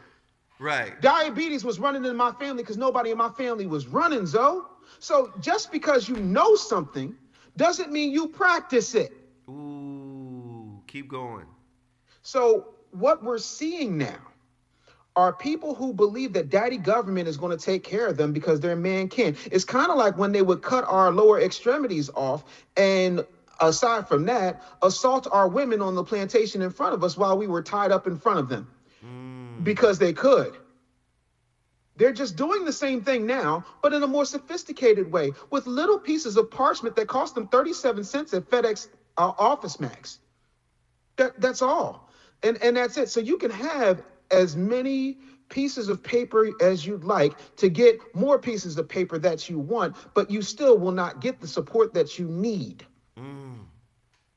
It's really that simple. And until you realize that what they're giving you is replacement tactics in order to invalidate the thing that you need in order to work. For example, if you had just 2 iPhone chargers, but no outlet, you know what you're going to have? A dead phone. A dead phone. And that's why they haven't gotten their calling yet, because their phones are dead, because they so busy talking about, I'm the outlet, I got all the power. Yeah, but if you ain't got nothing to plug into, you have nothing. Which is why we have nothing. That's why the matriarchal dominance that has happened in Black society has gone unchecked for so long, because the YNs that you complain about are the sons of the baby mamas that have been created by daddy government, because you said way back when I was still 6 years old, ain't nothing going on but the rent. You got to have a job if you want to be with me. Everything was about how much money you got. Hell, Herb Alpert went and got Janet Jackson and made her sing, I don't want your money, I don't want your keys, diamonds, love don't come for free. We have been doing this for generation after generation after generation, and it has only gotten worse while the standards have gotten higher, but the morals have gotten completely off the radar. Then in West Africa, the woman is money. She is the merchant. The man doesn't go to the market, the woman does. She's the business in West Africa. Yep. We done forgot all about who we really were. She was the embodiment of wealth. She handles the money. She makes the business transaction. The man is the labor, the strength, the force. He goes out there and does the work, but she runs it. It's inverted. Here, the woman is an adult child. Nobody wants to hear that. Oh, no. I need a protector and a provider. Wait a minute. You got your daddy government education. You smarter than me because you got degrees, right? Right. They're so smart, they have more debilitating student loan debt than any other group in America. So we're talking about Stockholm syndrome. We're talking about conditioning. You don't even have your own original thought. The brother is talking about self-sovereignty, making a way for yourself based on your own self-narrative. No, your narrative is on a piece of paper on the wall behind you. That's not supposed to be your narrative, ma'am or sir. And this isn't to besmirch education. This is to say what Malcolm said. The person that hates you shouldn't be allowed to educate you. Absolutely. If that person is educating you, how smart are you really? Not very, because they're telling you their degree of what is logical, what is intellectual. And even Einstein, who, by the way, spent a whole lot of time in this country educating black men and women at HBCUs, said that your genius can't be judged by a fish on his ability to climb trees. They continue to put us in situations that don't make sense. That's why y'all keep fighting to be mediocre. You keep fighting for a system that has gotten you conditioned to standardized testing, and then I want to be at Harvard. I just want to be there. And I'm not saying that you can't, and I'm not saying that you're not an exception. You're just a special little chocolate unicorn. Yes, you are, boo-boo cakes. Yes, you are so cool. But the truth of the matter is, if you don't know how to take those standardized tests, if you have not been taught logic and reason and critical thinking and bottom line basic skills, because you've been turned into test takers instead of money makers, you are going to get washed, cooked, hung out, rode hard and put away wet and left out to dry, boo-boo, because you are outclassed, outmatched, weighed, measured, and found lacking because they told you were better than what you were. And then when the real world kicks your 17th pro trophy place having ass in the teeth, then you're gonna be like, oh, I wasn't ready. Oh, and ain't nobody gonna be there to help you because you ain't want to listen to us in the first place because we beneath you, remember? Let me just say this. Please go support this brother's work. This has turned into a book drive now. Go to his website, pull it back up. TheRealBlackAgenda.com. TheRealBlackAgenda.com. I don't know why you took it down. Keep it up there. TheRealBlackAgenda.com. I want people to see it. I want people to go support it. Support it. If you like what he's saying, or if you want to challenge what he's saying. It's not about agreeing. I think we have to get away from just listening for I agree with that, and I like what he said, and that sounded right. No, take what he's put together in his book and dissect it and challenge it and reach out, email him, talk to him, because the brother is clearly intelligent. He's clearly done his research. And this seems to be a very powerful work that I think we could use as a stepping stone to continue building a closer, more cohesive, self-aware community. And don't forget to hit the super chat, which is the $ down at the bottom of the chat. We got 10 of our 30. Please continue to support. Go to my Cash App, $ZoWhat Netter. I got one more question for my brother. Yes, sir. Because of what we were just talking about, this is big. Considering the concept of unconditional love from a metaphysical, humanistic perspective, how could Black communities cultivate intra-collective unconditional love, self-regard, mutual regard in the face of structural discounting, structural otherness? And how might current policy environments either suppress or foster that cultivation, intentionally or inadvertently? Wow. I really love your questions. I feel like I'm defending my thesis all over again. And I love it. I knew you was coming. I had to get ready. Listen, you baked the cake, sir. I am extremely impressed, and I'm a big fan. So I've been watching you for a very long time. Come on, brother. I had to get ready. I knew you was coming. I said I got to get ready for my brother now. Wow, what a question. So the first part of it is, I'm going to do some call and response, right? Yeah. I'm going to give you the first part, and you're going to toss the last part right to me. You ain't even got to Google this. Say it loud. I'm Black and I'm proud. It's as simple as that.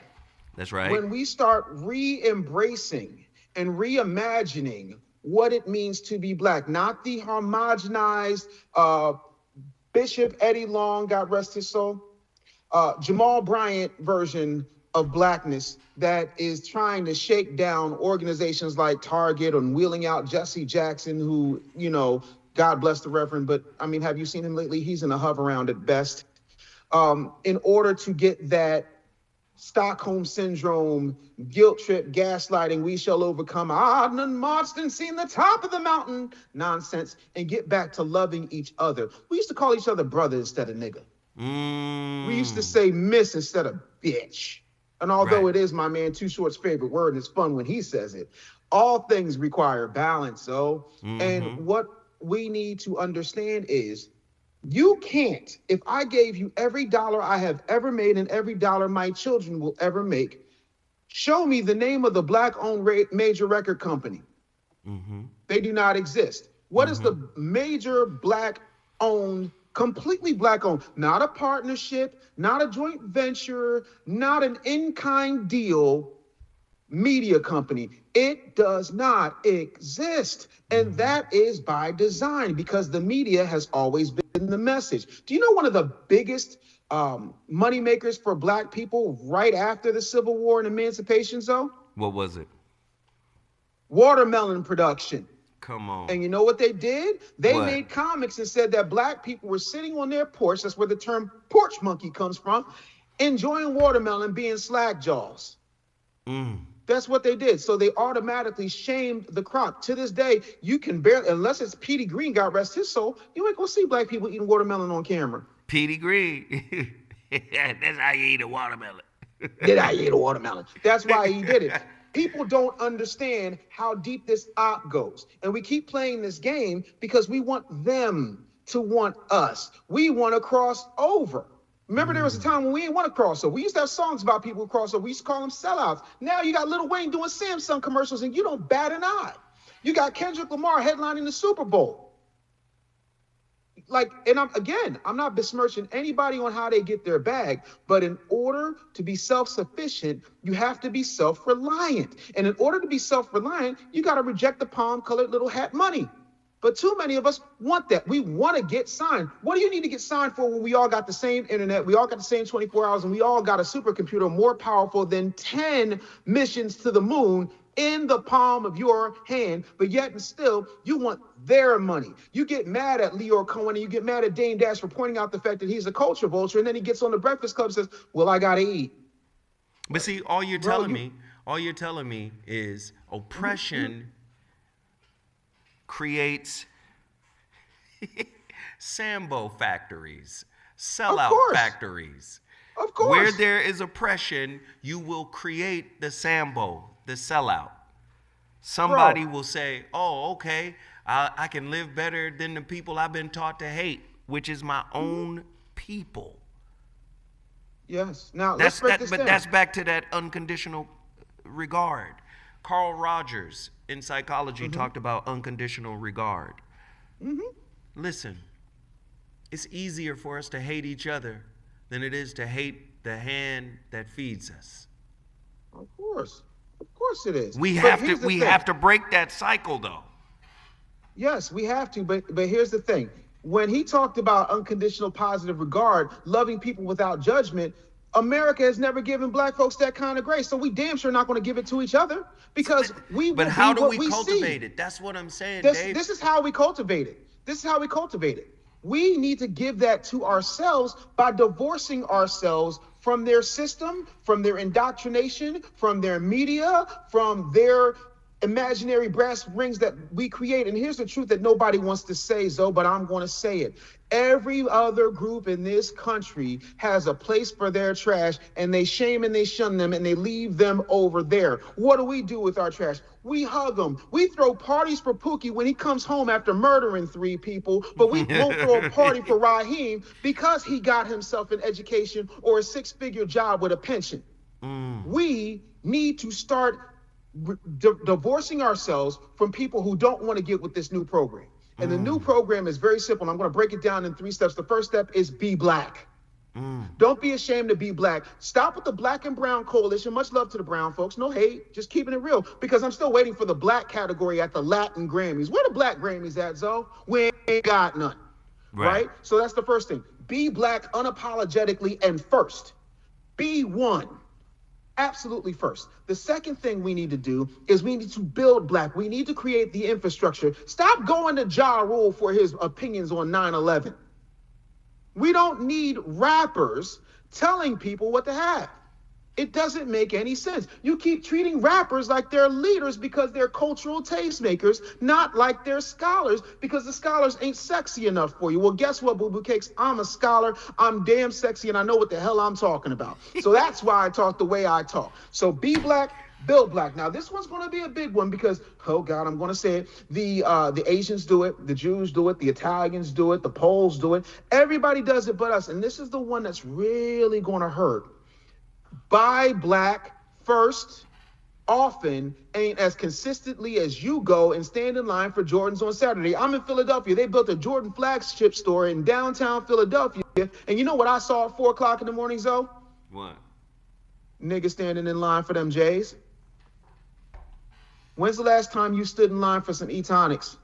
Wow. That's black owned. John want to have that conversation. When's the last time you stood in line for some Ogun juice from Tariq Nasheed? When's the last time you got some of that good deodorant? When's the last time you went and got yourself some of that intellectual stuff that Reza Islam has? When's the last time you stood in line for these products that Zoe has been pushing for you to participate in on this phenomenal platform this man has created?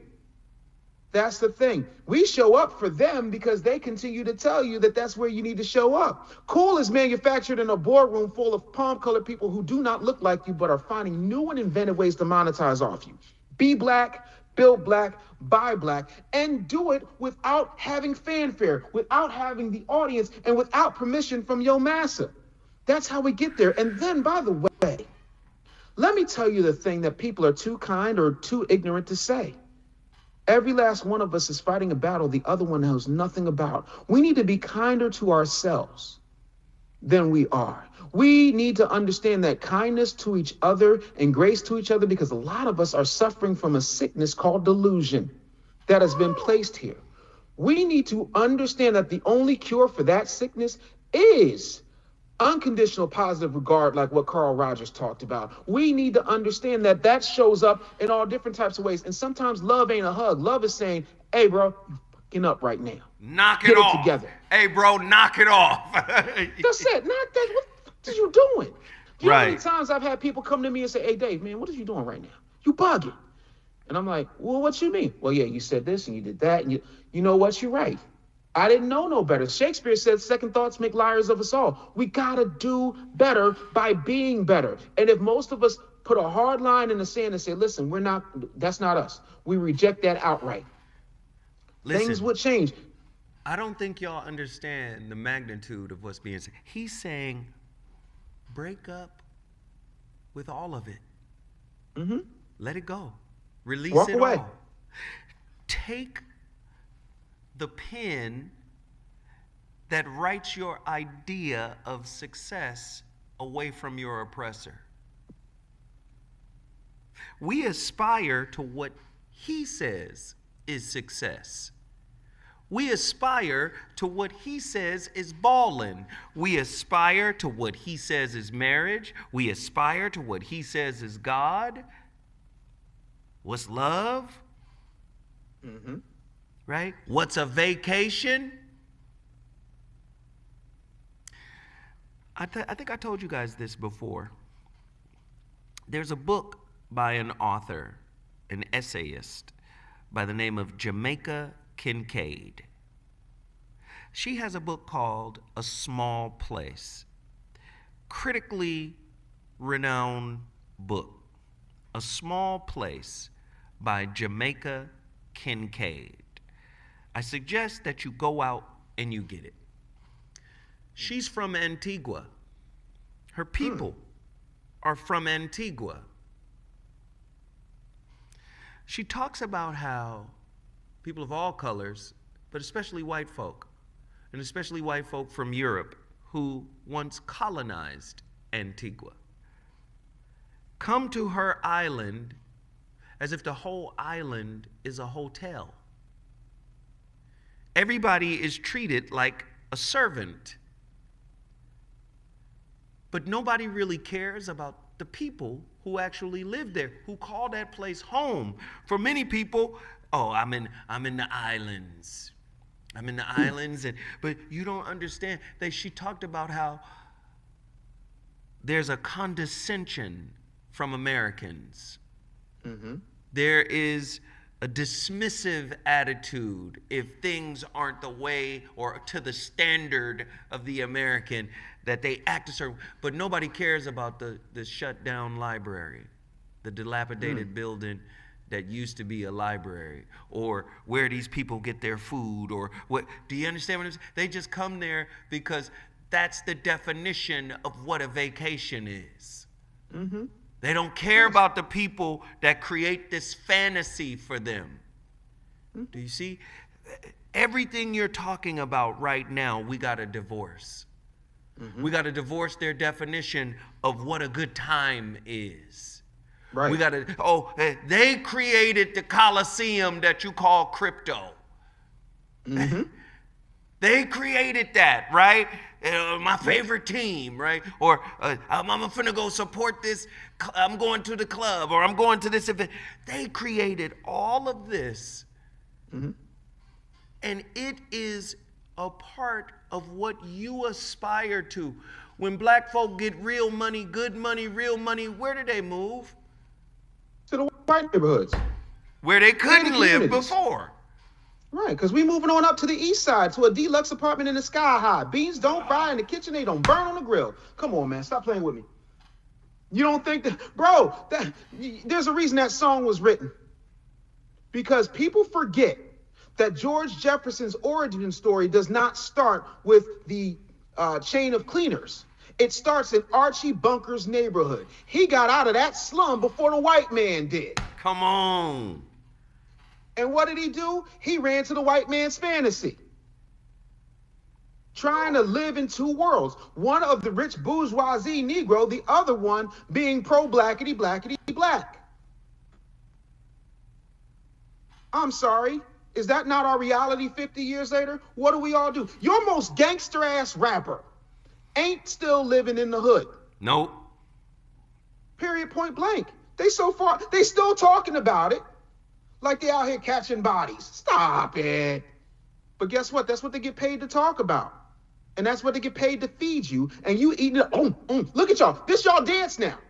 This is your dance. Everything is because you're slopping it up like the prize pig you are. You ain't never seen Charlotte's Web, right? They kept feeding Wilbur because they was about to slaughter Wilbur. They were about to kill Wilbur, boy.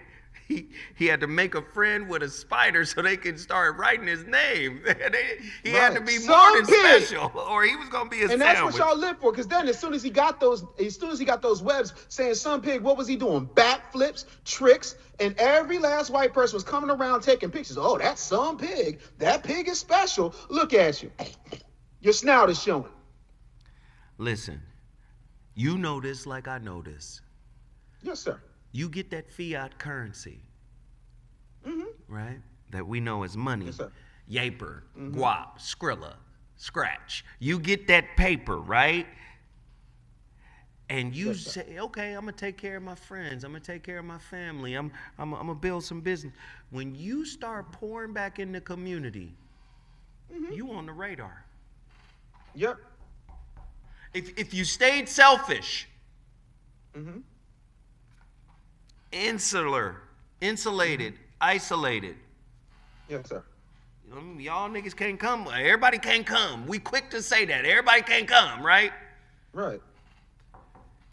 If white people used that mentality, the empire would have died with the Roman Empire, with the Greek Empire. This is an extension of that. They said everybody gonna come. Right. You gotta remember, Zo, being honest, and when I say this, please don't think I'm in any way trying to condescend to your intelligence. No, brother. Not at all. You're an extreme intellectual. Here's what I find very odd, right?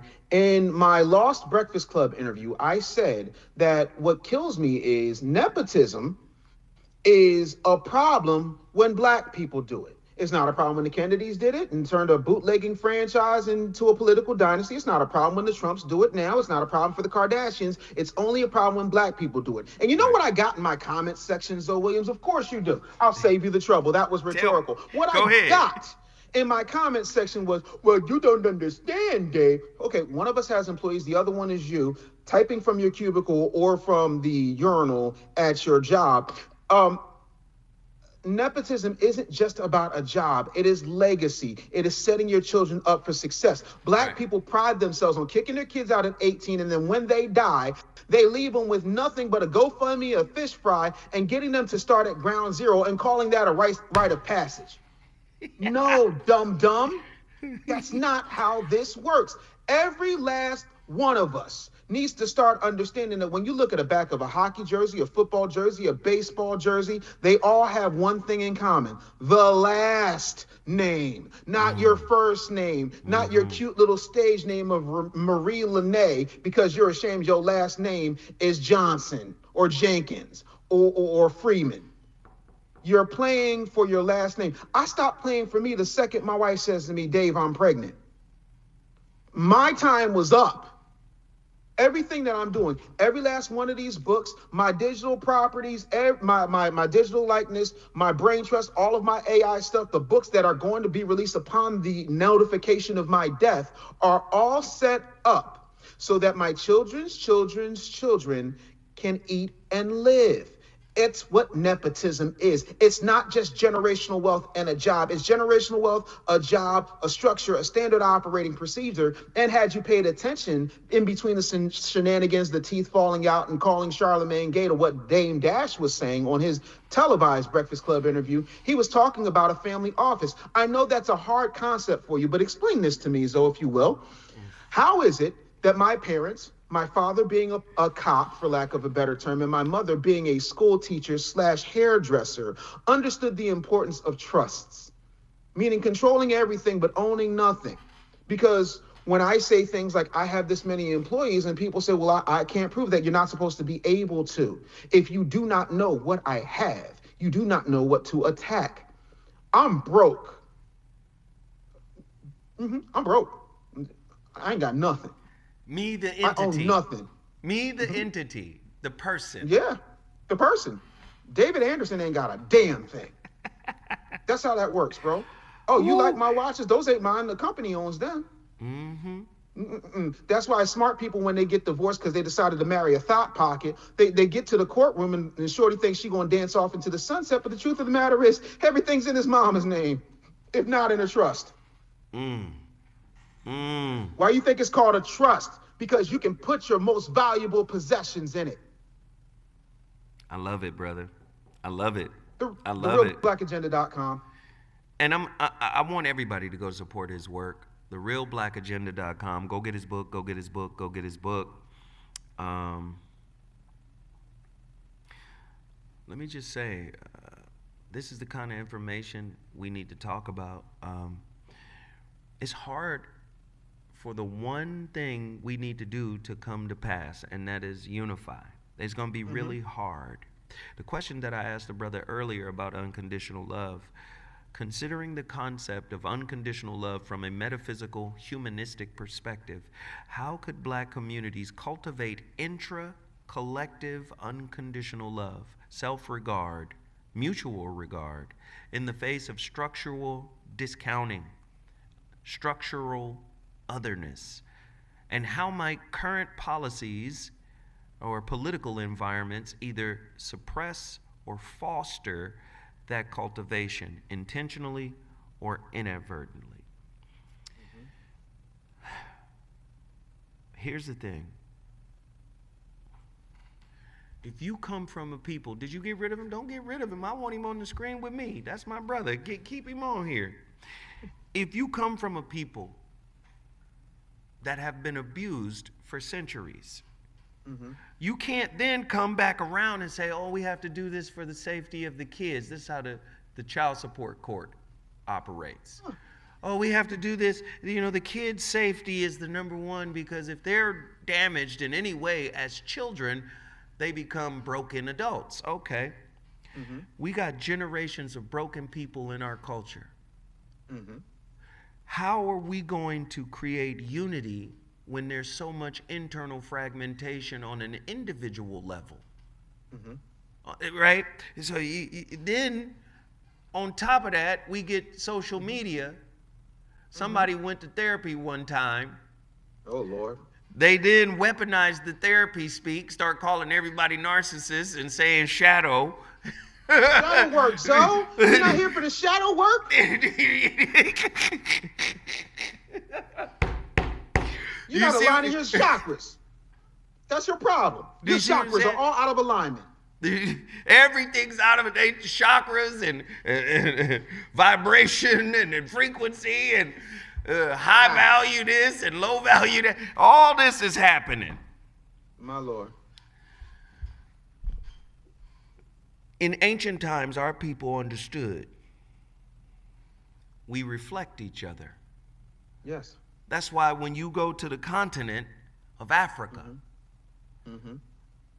you'll see that there's a universal truth, irrespective of language, of tribe. They might speak a whole nother language, but when you get down to the nuts and bolts of that spiritual system, it's really the same system.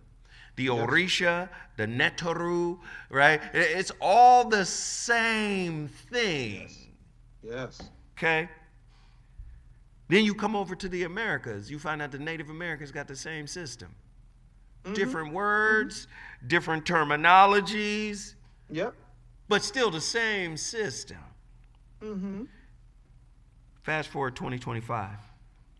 We're here today, right now, still without knowledge of self, without this fundamental, foundational understanding that we're supposed to use each other to heal each other in relationships so we can cultivate societal unity. Talk to me.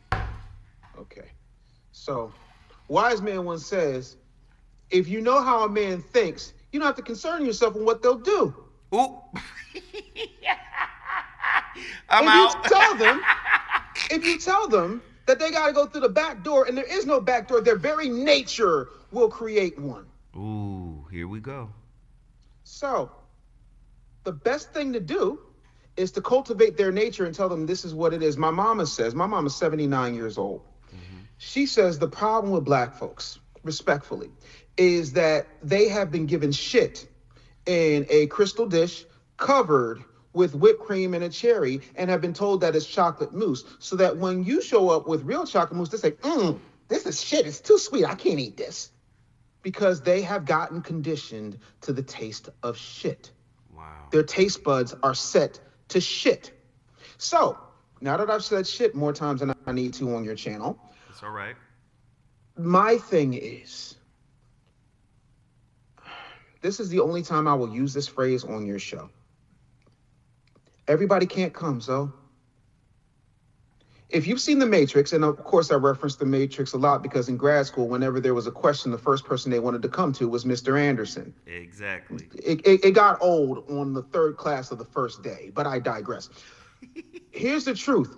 If you pay attention, Cypher, played by Joey Pants, was the coon. Yeah. He was the coon. Yes. You know why? Because he met with Massa and he says, listen, I know for a fact that what I'm eating isn't steak, it's code. And that code is telling me, and I know that it's code, but it's telling me that it's juicy and it's delicious, and I don't want to eat these peptides and everything that the body needs. I want this steak. Amino acids and all that. I need you to plug me back into the Matrix, and when you plug me back in, I don't want to remember none of this shit. And I want to be somebody. I want to be somebody important. You know, like a congressman or a senator or something like that. I want to be somebody. And the problem is, again, I can't believe I'm doing it for the second time, but the Reverend told you in 88, I am somebody. Down with dope, up with hope. The problem is, y'all got down with the hope of being somebody on social media. So much so that you are so hope hungry. You are such a hopeaholic that you're looking for your next dopamine hit. You are paying for blue checks as opposed to pursuing and creating systems that will generate green ones. Listen to me.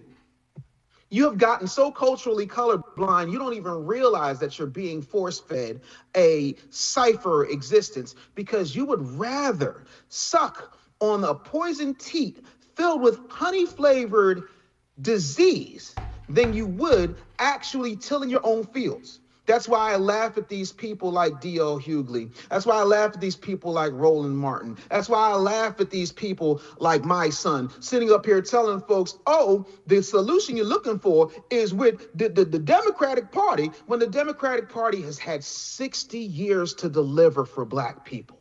Now it's time for black people to go independent in every field of human endeavor. Politically, socially, economically, you ain't gonna like this one, spiritually.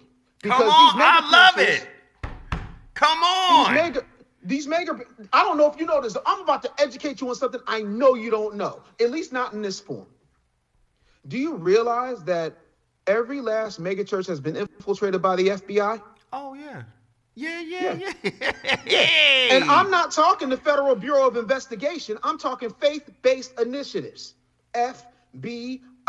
See? Got him! Got him! Y'all saw that where the super chats for that? Got him! The faith-based initiatives. Ooh. In a constitutional republic that is supposed to have a clear separation between church and state. And you want to talk about somebody tearing up the Constitution? Where were you when W did it? Oops. So now, if I control your spirituality, if I break up your base where Martin Luther King used to go and create situations where we could plan in secret, but you sitting up here letting rhythmless Joe Biden falling asleep, clapping off beat, tell you, oh Lord, now y'all know Master Biden is good playing. You got people like Jim Clyburn saying, oh, now one thing we know is we know Joe, and Joe knows us. When you got brooch wearing, blouse wearing Jamal Bryant sitting up here laying hands on Kamala Harris because it's her birthday and she's going to be the president because the Holy Spirit done told me. I guess your Holy Spirit got dialed up, homie, because she ain't the president. When you got T.D. Jakes talking about, have you ever been swallowed up? And you can't even eat. But he made sure he set his kids up for success, didn't he? Yeah. At what point do you not realize that that infrastructure that makes $33 to $38 million in tithes and offerings every single week in the black church alone has been set up to make money and take money out of here?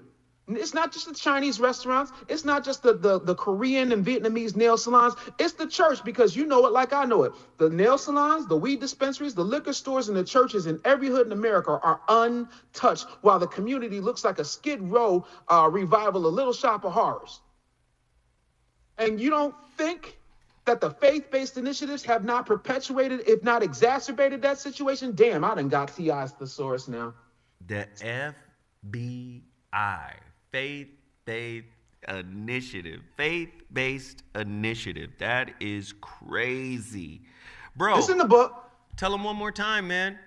Where can they find you? TheRealBlackAgenda.com. TheRealBlackAgenda.com. You can find me on all social media platforms at The Business Bully. Please get this book directly from TheRealBlackAgenda.com. I sign everyone, I ship everyone, and I usually throw in nice little bonuses because I want you to have this information. I want you to go out here and get it. And for those of you who say, well, I don't like to read, buy the book. I will send you the audio book for free. It's on me. All you got to do is buy the book. He sent it to me. Yeah. Without hesitation. Yeah. Man, I love this. This was amazing. This was fire. Hey, man, we got to come back and do it again. Wait, say again? Oh, Mike has a question at the end of the show. No problem. It's what I'm here for. It's coming back on FBI, faith-based initiatives.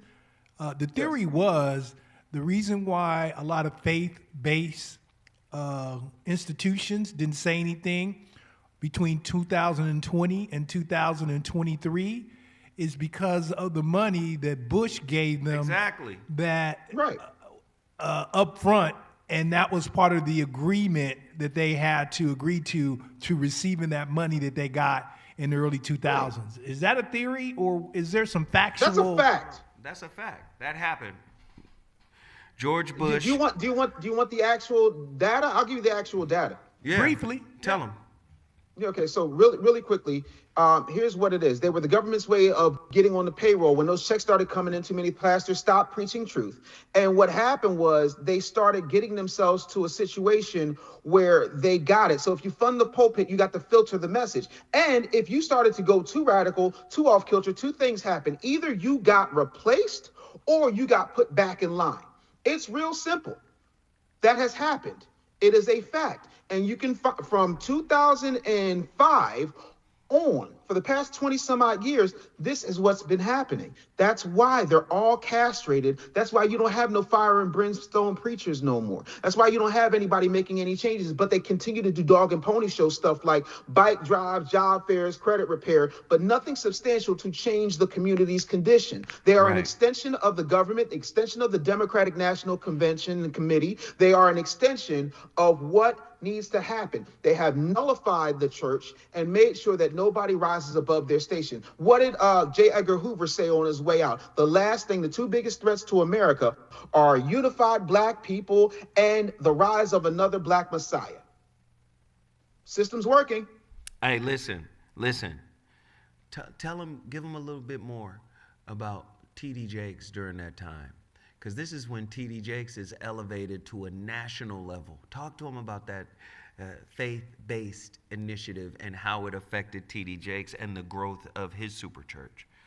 All right. Now, I lived in Dallas. I saw the Potter's House firsthand. Beautiful, beautiful place. And the truth of the matter is people don't realize that T.D. Jakes was starting the strip malls.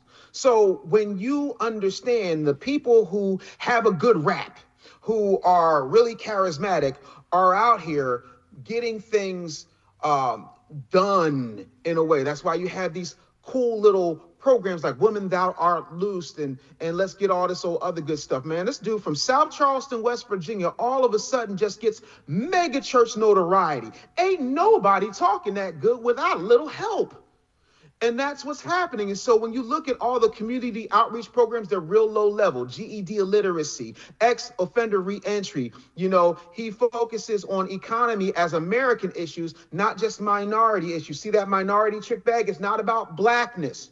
You know, and the other part is when you look at it and you understand that you see both wings of the eagle, the capacity to scale our voice and the danger of our voice getting tamed, T.D. Jakes is the poster child for that. That's why they're not afraid of none of these preachers. They're not afraid of none of them. What do? They either eliminate them, shame them, or they put them on MSNBC and give them a $3 million salary. I'm not talking about Al Sharpton. Must be somebody else on my mind. And what's the difference between him, right, or Bush going to him to be the face of the faith-based initiative and what Margaret Sanger did when she went to the black church and the clergy, the black clergy, to promote abortion in our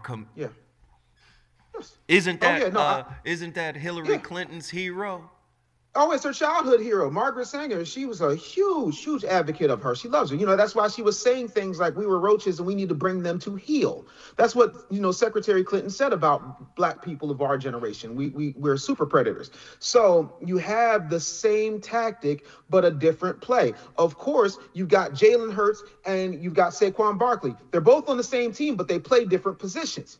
So if you've got a Margaret Sanger who has a Planned Parenthood in every neighborhood, I don't care how many black women they put in front of it, because we love putting black places and high faces to cover white spaces, we still are suffering. Do you know we'd have 40 million more people in this country if the abortion thing didn't happen? Not to mention she was a eugenist. Margaret Sanger was a eugenist. And if you notice, anecdotally, you can see this, and you can also do some research. I got some of it in the book. Most young black women who have abortions wind up having reproductive problems later on. Wonder why. And you do know what happens to the aborted fetuses when they come out, right? They become medical waste, and they can pull their melanin out. They can use them for research, all this other stuff. That medical waste then becomes profit that Planned Parenthood sees and sends out and gives to all different types of organizations, from schools to NASA. It's all in the book. Now, when it comes to the faith-based initiatives, W needed a PR spin, because Condoleezza Rice and Colin Powell wasn't cutting it, but everybody loved Jakes. So he went and cut the checks and used Jakes as the template. And if people was like, and watch pastors, watch them. If Jakes does it, all of them do it. That's it. That goes for Freddie Haynes. That goes for Joseph Walker. That goes for Jamal Bryant. That goes for all. What's her name? Shawnee O'Neal's husband. I can't never think of his name. All these folks, they see what Jakes does and they follow in suit. What is it? Kendricks? Yeah. Hendricks? I think it's Kendricks. Hendricks? Something like that. Yeah, something like that. Hendricks? Yeah. I love it, brother. Guess what, man? Yes, We sir. gotta go, but Yeah. my man, you did your thing. I just wanted to throw some alley oops out there to see you hit them out the park. You did that. And I want everybody to Cash App, Cash Mob, support this brother's book. It's a great book, therealblackagenda.com. We're going to have him back on Yes, because he sir. was cooking and he needs more space to break down even more knowledge. We appreciate you, brother. Thank you from the bottom of my heart for coming on the ZoWhat Show. I'd love to have you back sometime soon. Just let me know when Yes, you're sir. available, and let's keep pushing this real black agenda. Yes, sir. I'm in LA November 18th, so I'm looking forward to sitting down, at least shaking your hand if we can't make the show happen, brother. But I'm super, super honored to be here. And thank you for letting me have a platform, running my mouth, and possibly getting you a couple of content strikes. Thank you, brother. I appreciate it. Hey, the ZoWhat Morning Show. We went over. I had to go over because my brother was here. He was cooking. He did his thing. Don't forget to support Sarah. If everybody could send her a 5 spot, I would appreciate it. Just support Sarah. We thank you for supporting the show. We thank you for going to my Cash App. I think we got 8 Cash Apps.